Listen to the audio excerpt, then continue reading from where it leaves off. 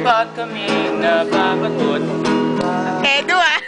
iniisip namin si Edu to.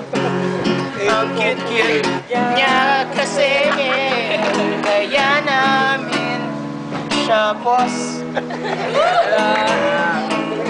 Our Edu is our best friend. Our best friend. Mahiligayang sandali. Napakain ng friends. Sige lang, sige lang, sige.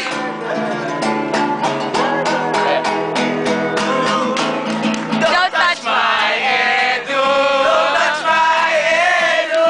Is this temptation, please? You don't have to grab my Edu. Just call him and he will come.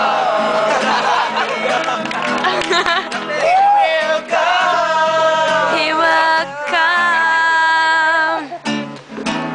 Si Edu ay nakakatuwa, parang kobra na mahilig magtuka. Kapag nilabas na mula sa kulungan, tuloy-tuloy na ang aming kasayahan.